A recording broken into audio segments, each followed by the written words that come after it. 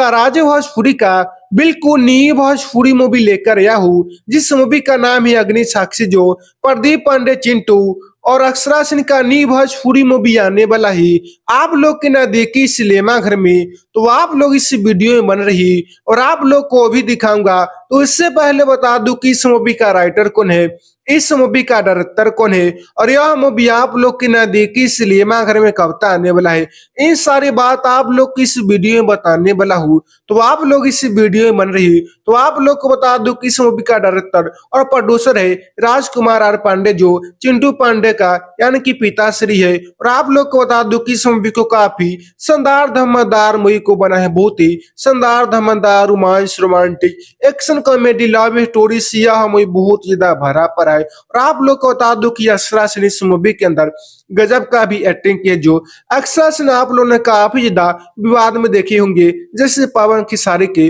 और इस मूवी के अंदर आप लोग को बता दूं कि अलग ही अपना जलवा दिखाया है अक्षरा सिंह, बहुत ही शानदार धमाकेदार लुक में इस मूवी के अंदर नजर आए, जो कि आप लोग की ना देखी सिनेमा घर में बहुत ही जल्द यह मूवी भी आने वाला है। और जब यह मूवी आप लोग की ना देखती सिनेमा घर में आएगा, तो भोजपुरी के सभी मूवी का यह मूवी रिकॉर्ड भी तोड़ दिया, क्योंकि